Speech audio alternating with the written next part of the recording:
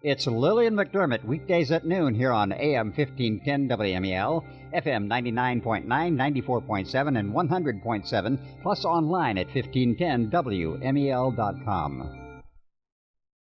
The views expressed on the following program are those of the hosts, callers, and guests, and are not necessarily those of WMEL staff, management, or advertisers.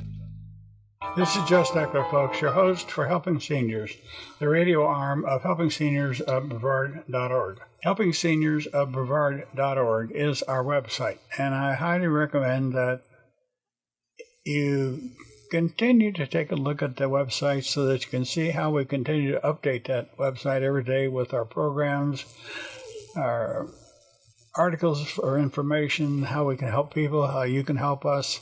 It's something we'll talk about a little bit later in the show, but I think it's important for you all to know that Helping Seniors is going to take a new role in 2017, and we might talk about it just for a minute today, but the purpose of Helping Seniors is to inform, educate, and connect seniors and those who care for seniors to resources. We have an information specialist, Kay Kaiser. You can reach Kay at 473-7770. You might have, depending on if you're using a cell phone or not, you might have to dial at 321 prefix first, but it's 321-473-7770. We have a multitude of sponsors, and we call them partners because most of these people are in the same business we are, trying to help seniors. Let's listen to some of the sponsors. Kindred at Home, which is former Gentiva Home Healthcare place, but they also have a huge hospital down across from the airport where they take care of long-term patients that no longer really are suitable for the hospital, but this is Kindred at Home is a different type of hospital. But they have hospital care as well as in-home care, and they come into your home and do all the things that many of these other nursing institutes do. But there's the Eye Institute, Dr. Lee Sheldon with his dental impacts, Bill Johnson, elder law attorney, WMEL AM 1510, Wusthof Hospital Systems, 11 Home Care, Zon Beachside, Ebony News Today, Riverview Senior Resort, Organized Creative Designs, Brevard Chiropractic and Neurogen Center of Rockledge, and a couple of real estate agents. One of them is Cobblestone Real Estate. It deals a lot in the senior market, and Market Street Memory Care, a new business that's opened up on here on Morrell Road, and we did a black and white brunch out there. We had a small auction, raised about $10,000 to help our program, but people got a chance to see what Market Street really looked like. I think everybody had a good time, and I had a good time showing people art and getting rid of some of the stuff. I didn't have to carry it around anymore. And but seriously, being in a nonprofit business is an entirely different world. We are dependent on you, our listeners, our supporters, and our donors. Without your support, we do not exist. And if you don't believe me, I've got an article coming out in Hometown News to be published probably in 2 weeks. Get your copy of Hometown News and read about it, because I say some things in that article that I think more listeners need to know about. They need to know about how senior programs truly are not funded. The funding for senior programs is almost non-existent. It's very, very low, and you need to know that. But today my panelist is Elaine Cook of HandyPro of the Space Coast, and she's got one of her therapy dogs with us in the studio. I know you can't see the dog, but I can describe the dog. It is a Rhodesian Ridgeback, and it's a beautiful dog. It's sort of a light chocolate in color, and a ridge on his back is perfect. And in fact, if you want to look at one of our TV shows, it's archived on the website. Elaine and I did a television show, and we had the therapy dogs there, and we had this dog's father in a studio that day, and they were extremely well-behaved dogs. And you know, when Elaine told me she wanted to bring the dogs to the show, I said, well, why not? I could remember old Johnny Carson, all the stuff he'd get himself into on the radio with animals, snakes, and everything. I figured a couple of therapy dogs would certainly be easy to handle, and they were. Now, I've said it. I've been talking the whole time, Elaine. Welcome to the show, and it's Elaine Cook, and Elaine is the owner of HandyPro of the Space Coast. first, let's just talk a little bit, Elaine, because I think it's interesting that, we send our kids to college and they get degrees and they do something with that degree. Sometimes it's in work related to what the degree is in, often it is not. But you were forced to make a decision later in life where you took your engineering background and diverted it to something else, right? Yes, that's true. But tell people what you did. I think it's an interesting story, because I would like for your listener to pay attention to what Elaine talks about, because I think it's something that you might not need her services for yourself, but you most likely have friends that could use what she's capable of doing. So talk about it, Elaine. Okay. Let me talk about what I started out graduating from the University of Florida with a Bachelor of Science in Mechanical Engineering. I then ended up working at the Space Center for almost 30 years as an engineer and up to a program management position. And during my time there, I got a license in the mechanical engineering, just wondering whether things might go south with the space shuttle. And I thought I might need something else to keep me going, which occurred in 2010. As we know, the space shuttle program started to shut down at that point. I found I had to look for another job. I ended up working with Sea Ray for a while, with boats, doing program management there. I then went on to Embraer and worked with them doing the program management for their executive jets. Very interesting. However, it was a corporate culture I was sort of getting a little sick of. And I wanted to do my own thing. And I started looking back at my Space Center roots. And my Space Center roots, one of my favorite jobs was called Industrial Engineering for Safety, where we would take new technologies and develop them to reduce risk to the workforce, the flight hardware, and the public. So I was always getting into something new. There was always new technologies. At that point, the software was coming up, and we were doing virtual reality. We were one of the first who did the virtual reality and actually used it to figure out how to better design a ground support equipment system to take out the potty out of the space shuttle. So when I started looking into that, the franchise HandyPro came across my desk, and what they were doing is home modifications for seniors and people with disabilities. So in other words, we're trying to find a solution to allow seniors and people with disabilities to remain in their homes safely, comfortably, with increased independence. And each one is different. So each one you have to look at with an engineer's outlook and try to come up with the best solution so that they can remain in their homes.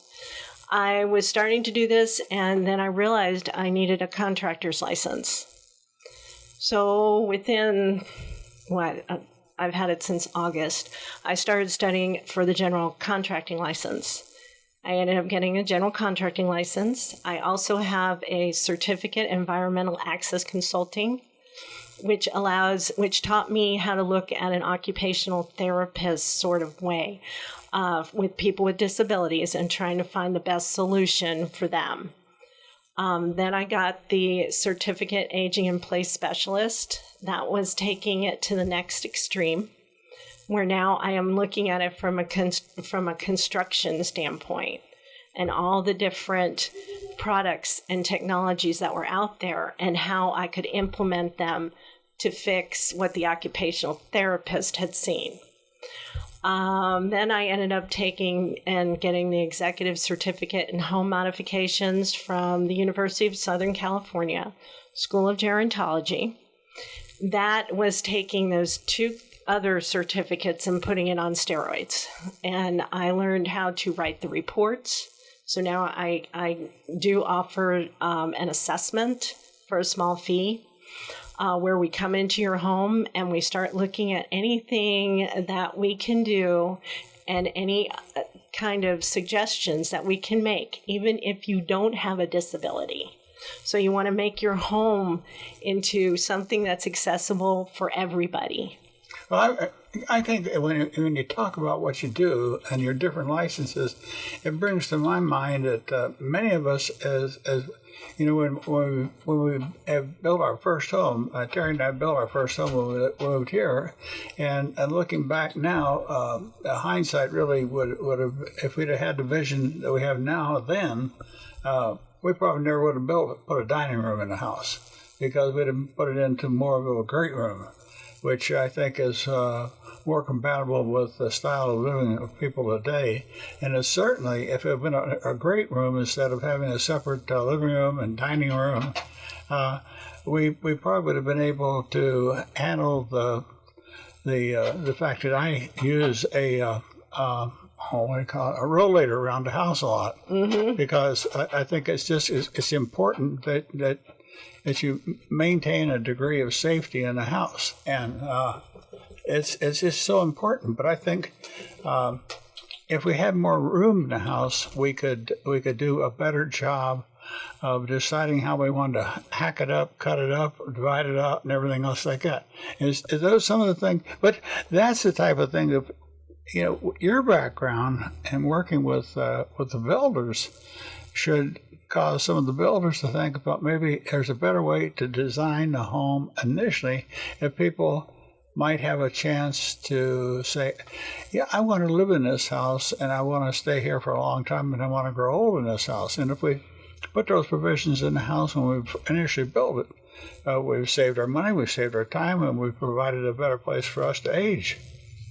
I totally agree. And I've also noticed that some of the new houses going up, they'll say that they're accessible or that they'll have a bathroom that's accessible.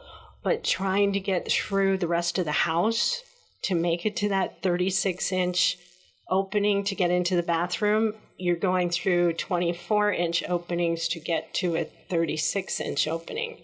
So I know they're thinking about it, but we've got to think about the whole house and the whole house being accessible. So everything's got to be at least 30 inches wide, or 36 inches would be optimal. We I know when we built our home, we put an island in the center of the kitchen. Well, the builder didn't put it exactly where it was supposed to be, and you know, we didn't want to force him to move the island, but if it had been moved a foot one way and a foot in a different direction, it would have been an entirely different thing for us as we got older, and it would have allowed us to move a wheelchair all the way around the island. Now we could do it, but it'd be difficult.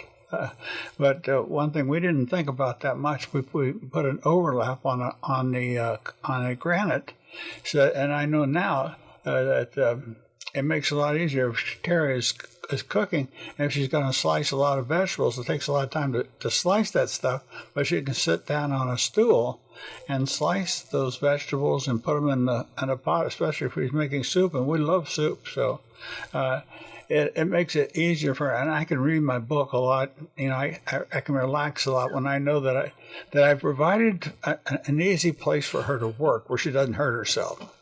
I'm kidding. You know that.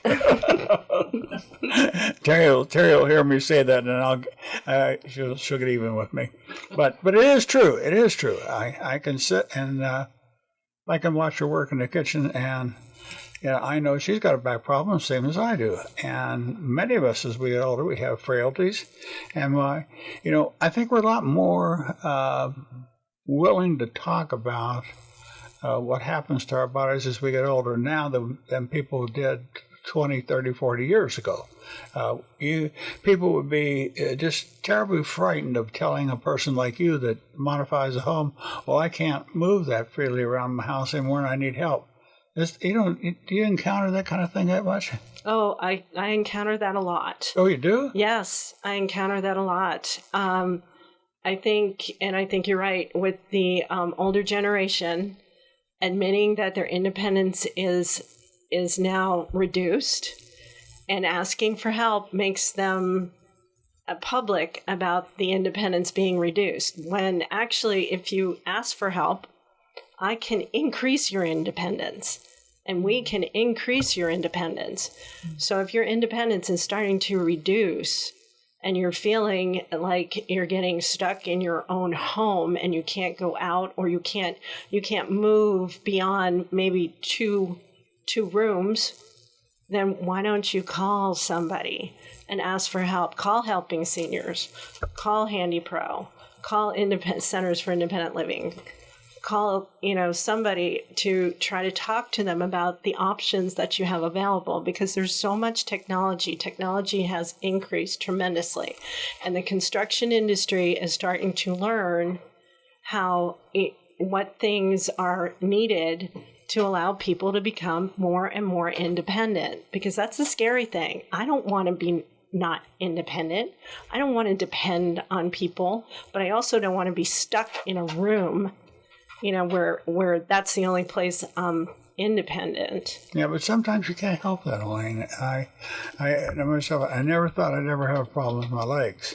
And I saw my doctor yesterday, day before yesterday, and it turned out I thought I was having a problem with my knees, and I asked him, do I need a knee operation? And he said, let me check. So he started poking around my legs and with his thumb in my knee and different parts of my knee. And he said, it's not your knee, Joe. He said, you got the large muscle that comes down from your back that wraps around the inside and outside of your knee, attached to below the knee on one part and above the knee on the other side. And what's happened to me is that I have a pain that comes back down through both those big nerve panels, both of them are right and left legs. And it gives me the feeling that my knees have got an arthritic condition that I can't really stand the pain in the darn things, but it's something else that's causing it. So he wants me to go back to therapy to see if we can loosen those muscles up so it doesn't cause that type of pain. When you get into the problem of pain management, there are so many places today that are so willing to use injections. You got injections, you got acupuncture, you got therapy, you got all this kind of stuff, and then you got the pills. And they give you all these pills to try to make things work better on your body, when in fact, in truth, it's you yourself that needs to cause these muscles to loosen up. And that's a hard lesson to learn when you're in pain. It really is. And that's why I get so... I did have 3 years of architectural drafting. I studied that in high school, Elaine. So I always, when Terry and I were in the service, and we'd move from place to place, I always looked to see how I could put shelves or something in my garage that would be easier to get the stuff up off the floor so we could put stuff where we could see it. I think probably one of the most mismanaged or misused places in our home are our garages. I don't think we use our garages to the extent. What's happening, folks, is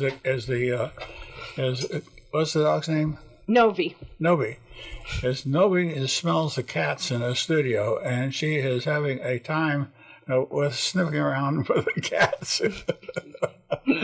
But you ever get people to ask you to look at modifying their garages? Oh, not as much as bathrooms. Bathrooms are my biggest modification. They want the roll-in showers. They want to take out the tubs because they can't step over the tubs, or they're even thinking, why do I even need a tub? I don't use it. And I think, as things go on, I'd rather have a shower with a bench and something that has no lip on it so that I can just move into it and anybody can go into it. Well, you kill yourself in a bathtub. Mm-hmm. That's older people that have lost some of their strength trying to get into a slippery bathtub.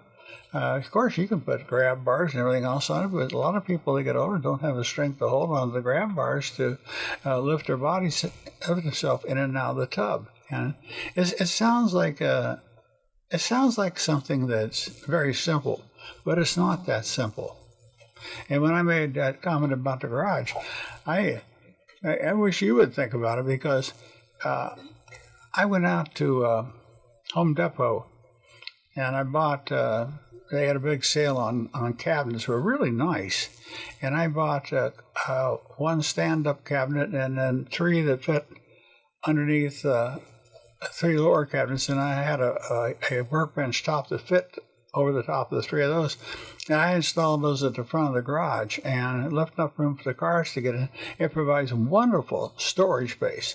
And I have a place I can put 2 more upper cabinets. And by having that kind of storage, it enables me to put stuff out of the way, so I don't have as much clutter as I normally would have in my garage. And it's just a way to start. I think all of us, as we get older, have to attack our whole home to make it not only safer for us, but easier for us to get to things and see what we have. Because there are possessions we have, we're not going to get rid of them. I have tools and stuff I'm going to hang on to because I may use them once a year, but if I need them and I get rid of them, I don't have them. But it just seems to me like we could do a better job of promoting organizations like yours so that people understand that somebody can come with a different set of eyes and make their home safer. We're not only talking about storage or moving around, we're talking about making the home safer. Right? That's true. Yes, definitely. And the other thing is the levels. The older homes have lots of different levels, which is difficult to redesign around too. What do you do? But we can do that. Put a ramp in? I can put a ramp in. I can put a threshold. I can put a rubber ramp in up to 4 inches. That allows them to go over a 4-inch lip. But when you get up into, a couple feet where you're coming down like 2 steps, that's going to have to take I need to bring something up. Either I have to bring part of it up or I have to bring the other down. And usually it's easier to, of course, bring one up. Well, how about because you're adding to the foundation? How about a lot of these homes that have floors that are sunk down 4 or 5 inches, so like a living room? And I fell into one of those. I was talking to somebody in their entranceway, and I fell into the living room. I didn't realize that was there. What do you do to make that thing go away? Like a slight ramp? I can do a ramp if it's 4 inches maximum. But if it's more than 4 inches step, then you're going to have to think about either putting in the grab bars, maybe making a second step, like a half step in there to allow you to have a little less distance to put your feet and to bring your feet down and up. Okay. With grab bars. But this is the type of thing that you can do. Yes, that's what we do. Okay. Folks, we're up on our mid-show break. We're going to take a short break, and we're going to be back in about 3 minutes. We're going to talk about the therapy dogs a little bit. I want to talk a little bit more about some things that you're going to need to think about coming up in this coming year. Stay with us. It's the Talk to Me Network on AM 1510, FM 99.9, 94.7, and 100.7. This is Joe Steckler, folks. We're back live with the second half of Helping Seniors. We're the radio arm of Helping Seniors of BrevardCounty.org. Our mission is to inform, educate, and connect seniors and those that care for seniors with resources they need to help them live a daily life and do a better job of aging with somewhat of a dignity. Our information specialist, Kay Kaiser, can be reached by calling 321-473-7770. Our whole program is paid for through sponsorships. I donate my time, but there are people that have to be paid because, like many people, that they have to earn a living. And the only reason I don't have to do that is because I'm retired. I'm supposed to be retired, but I call it retired, sort of semi-retired. But I have fun doing what I do, and I think it's really important. Some of our sponsors and partners include Spotlight Magazine, Hometown News, Senior Scene Magazine, the Fountains of Melbourne, Seniors Helping Seniors, Courtney and Brazel Financial Team, Barbara McIntyre, Home Equity Specialist, Canadian Meds of Melbourne, Ear Care, Vitas Hospice, HandyPro of the Space Coast, and Elaine is with me here today. She's one of our sponsors. Aldea Today, In-Home Personal Services, which is a new organization owned by Steve and Christina Paff. They're just starting out, so you might want to give them a call if you need in-home care. And Veterans Realty of variety. We have two realty companies that specialize in helping seniors. So, you know, there's a lot of us, as we get older, we decide to make a decision to sell our home. Well, why not go to somebody who can do a better job of trying to help a senior sell a home and get the most you can for it? I think that having better access to information is extremely important. And we let something slip, and I apologize for it. It's what I call an assistance sheet. It's something we used to put out and mail out to people. They give them some special phone numbers where they can help themselves solve some of their own problems. And after the first of the year, we'll update the assistance sheet and we'll get it back on the website so that you can have a better idea on how to access home health care services, how to access veteran services, VA aid and attendance. And there are many programs that those that are not dealing with the problems of aging on a daily basis, you just simply don't know some of the things that are available to help you. And especially one thing that's available are therapy dogs. And too often, I think, Elaine, people think that you have to go someplace special to see what a therapy dog is, or you have to go to a nursing home for people to come into the nursing home. But that's not the case. Therapy dogs are all over the place now, and sometimes a lot of people that have certain types of therapy dogs take great pleasure in going to a senior's home just to spend a half hour with them and let the senior have the companionship of a very friendly animal. Am I correct or not? No, you're correct. You're very correct. That's what we do with the HandyPro Hounds Therapy Dog Club. We would like to do more one-on-one. Right now, we are doing a lot more of the assisted living in the nursing homes. Let me explain more about our therapy dogs. Most people go, what makes a therapy dog? Must be a lot of training. It's not that much training. It's the basic obedience. And then from there, it's up to the dog. Certain dogs have a propensity to be able to help people through bad transitions. I was wondering about my Rhodesian Ridgeback. It's more of an aloof breed. But I found that she knows when somebody's feeling bad. And when we go to an assisted living facility, she will find the person that is feeling the worst and has had the worst day. And she runs over to that person. And then I'll talk to the caregiver later, and I find out that person's husband died. They just lost their dog. You know, their son is in the hospital. But she knows. You know, we don't hear about that before she heads over there, but she knows.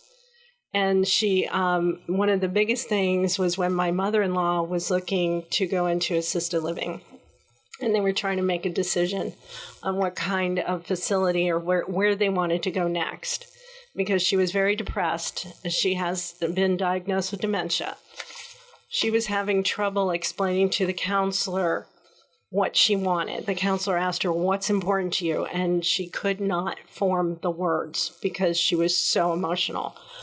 Novi came right up to her and she started massaging her and pulling on her ears and loving on her. And then all of a sudden she said, I want people. I need people to be with me. I need some social interaction, which she wasn't getting where she was.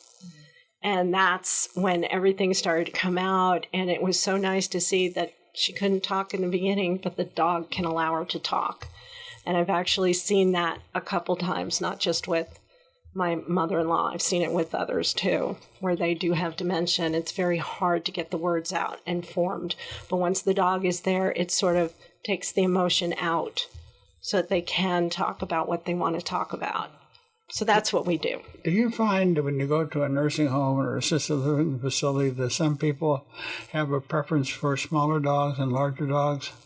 Yes, and we have dogs in all different sizes. We were just over at Victoria Landings, and we had Novi with me, which she's a 75-pound Rhodesian Ridgeback.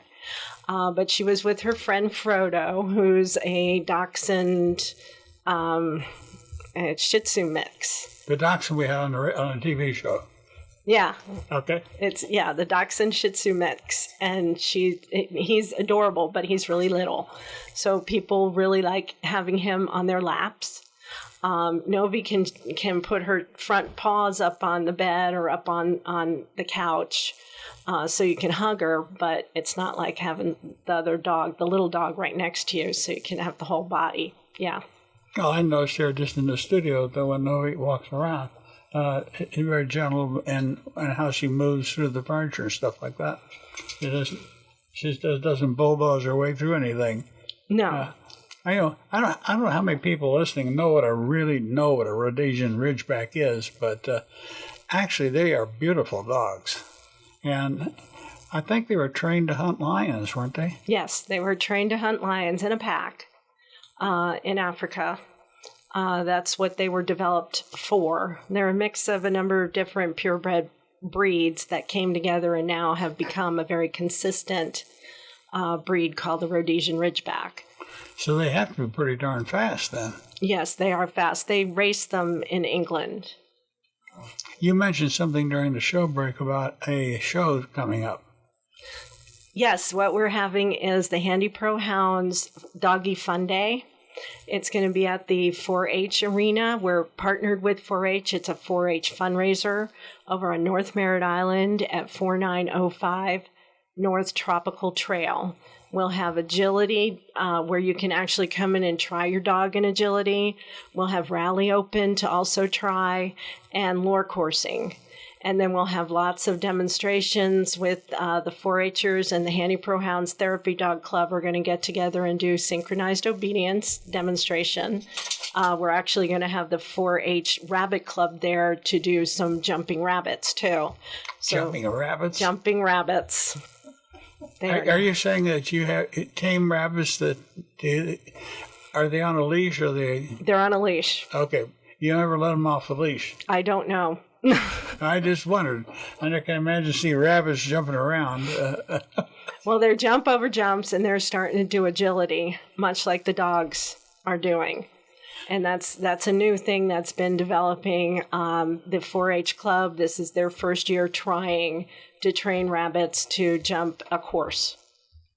Do you find that what we're talking about, training rabbits, training dogs, therapy dogs, are these types of recreation and therapy used to which we put animals, are they becoming something that's more often used now to, say, improve the spirits of older people that are depressed?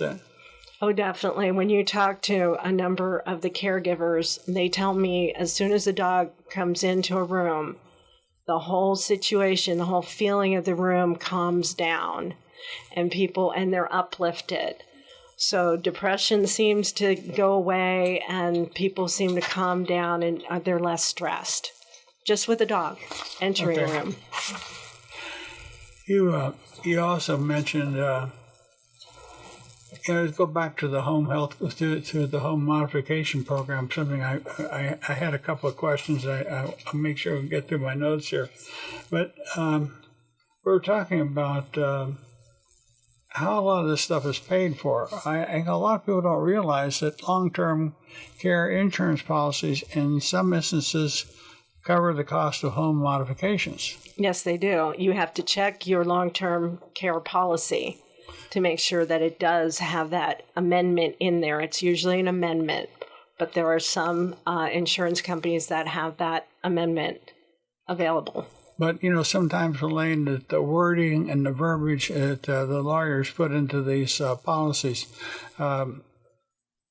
really need another attorney to interpret what is there and an attorney to tell you what that policy is saying. You may not glean from that document yourself to what all you're entitled to under the terms of agreements in the policy.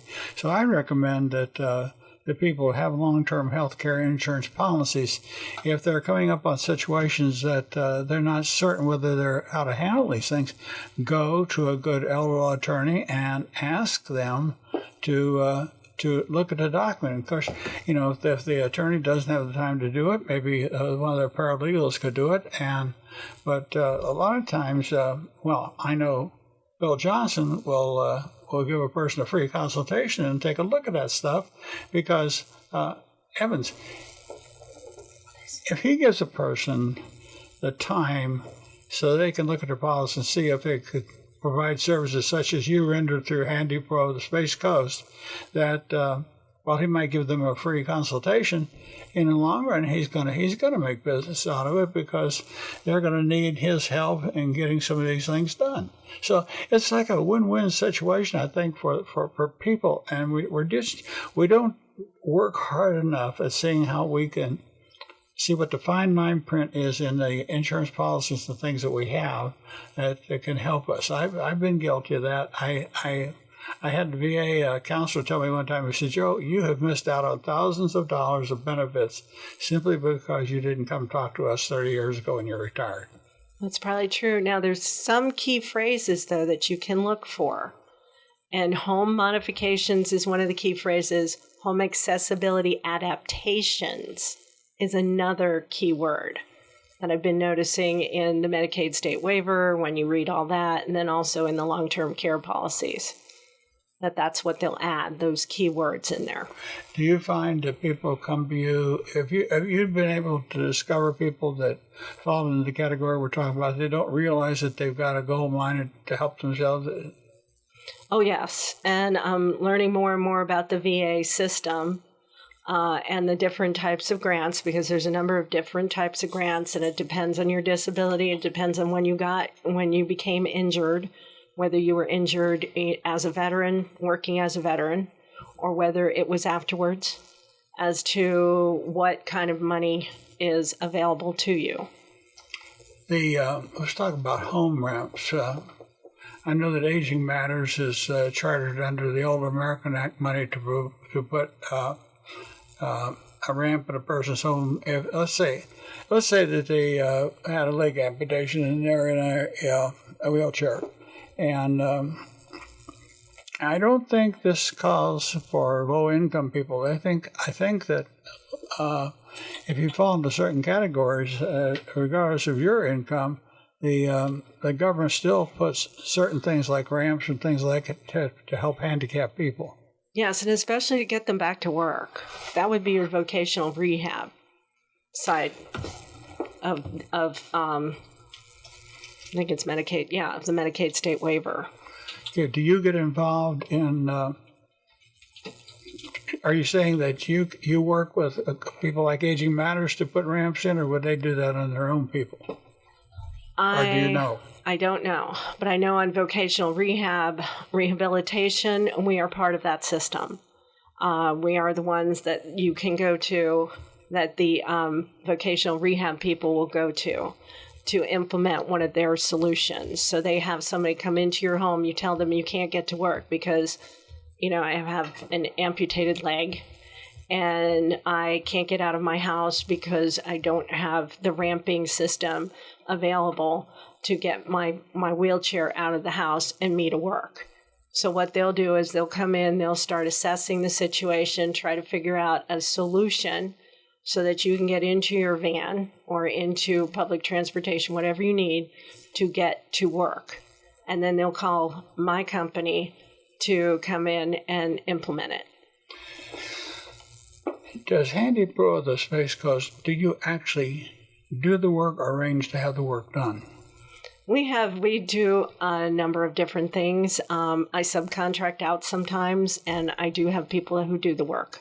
Okay. So I do both. If somebody comes to you and asks you to come to their home, you can come and say, "What you really need to work on these step downs as part of your house." And I come back and I say, "Well, Elaine, can you do you design the process to be used, or can you tell me what needs to be done and then take care of it for me? Can you do that?" I can tell you what needs to be done. And then we can work with an architect to make sure that the solution becomes something on paper that then I can implement as a general contractor. Okay, I see. You've got the licenses to let you analyze and then finalize. Right. I guess that's a good way to look at it. Analyze and finalize. Mm-hmm. Pretty smart. Yes, that's exactly what we do. Yeah, it's very brilliant. I like that. But it is, we can joke about it, Elaine, but, this is the time of year when and I told my wife this morning when I was getting ready to do the radio show, that this week marked my 16th year on the air with started out with the Elder Hour and then focused on the seniors, and now it's helping seniors. But we've completed on 7th of December, we completed 16 years on the air, and now we're starting our 17th year. And I look back and I think about all the articles I've put in the paper and the calls I've received from people over the years that I've received so many calls from people in Brevard County asking about different types of things that can be done. And in retrospect, hindsight, I look and I think that it's very, very seldom that you can't come up with some kind of a solution if you just stop and think about it. There's always a solution to everything. Yeah. You just gotta open your mind and look outside the box. You hit a key word, open mind. A contractor might come in and tell you how to fix something. You may not like it, but I would think that if you don't like what the person is recommending to you, ask that contractor why they say it needs to be done this way, or if there is an alternative way to do it. I think it's in working with older people, you got to be more of a give and take. You can't just say, "Well, that's the way it is, and that's the way it's got to be solved." We have to learn that there's give and take on both sides. And we always come in before we do a full assessment. We like to sit down and talk to the client and try to figure out what's important to the client. Sometimes, and it's interesting with couples, sometimes the first floor is more important than the second floor to the husband, but the second floor is very important to the wife. So that means I need to come up with a solution that gets them up to the second floor. Well, Terry and I we were driving yesterday, and we both said, we're sure glad that we have a one-floor home. But there's solutions to get up to the second floor, so it really, I know, it's not as bad anymore. But you know what would be? We put one of those lifts in there that you slide up on the banister, and it would be my luck for the darn thing to break or me to fall off of it. And I know exactly what would happen. So then there's the option of putting in an elevator. Elevators and vertical power lifts are getting more and more affordable. Holy mackerel, affordable? Yes, very affordable. Okay, if you had to put an elevator in somebody's home, what would you think would be a ballpark figure for an elevator these days? You brought it up. About $20,000 for a vertical power lift. Now, it's not going to be a full, beautiful elevator. A beautiful elevator, yeah, that would be $80,000. To get a vertical power lift that goes up like that, probably about $20,000, $30,000. Okay. And they're safe? Yes, very safe. They're designed for the wheelchairs. They're designed to bring people up. They just don't plug them into the wallboard then, huh? No, you need to have a certified system and everything, yes. And we usually look for a closet that we can put it in. They got a laugh out of it when I said wallboard. My wallboard is just like the pegboard that you put in the thing, and it's got chalk or something in the middle of it. And I don't think it would hold much weight. But it is awful. And you're supposed to be, and I think it used to be there was 16-inch spacing on the risers in the house. So you used to be able to measure off 16 inches and find, we got 2 minutes left, folks. Okay. You can measure off about 16 inches and find where you put a nail in. I never could do that, so I ended up with taking a nail and driving a nail in every quarter of an inch to see where I could think. And sometimes I still couldn't find that doggone vertical riser going through to drive a nail into it. Now they have those laser stud finders. Oh, I know. I bought the stud finders, and those things didn't work for me either. So, but the good thing about it is if you just put a nail there, it's easier. In fact, I found that soap actually is a pretty good plugger if you're going if you want to fix a wall. Soap blends in pretty well. You plug a hole. Okay. I'm not talking about a big one. I'm talking about a small one. Right. One time we had an animal got down the wall. I'm pretty sure it was a rat or something that got down the darn wall. And that thing, we got a minute to go, folks. So I'll tell my story quickly. But the doggone rat started smelling it. And I went to see the people about it, and he ended up giving me some of the stuff they use in a funeral home to preserve a body, to take some of the smell off. So I cut a big hole in the wall and dumped that stuff down in there, and then we finally it all went away. I never know what happened to it, but evidently it worked. See what you can learn on radio shows, folks. We got a lady here to talk about therapy dogs and talk about modifying home, and I'm telling you how to take care of a dead rat in your wall. Any comments, Elaine? Just that we have the HandyPro Hounds Doggy Fun Day on Saturday, 10 to 2. Well, okay. How can they call you if you want to find out about it real quick? What's the phone number? 321-208-7989. And that's also HandyPro of the Space Coast. So if you need us to come in and do an assessment of your home, please give us a call. We'll sit and listen. Folks, some of you are older like I am, you might want to think about giving her a call, because it really is nice to have your garage stored correctly. I'll see you next week. Bye-bye.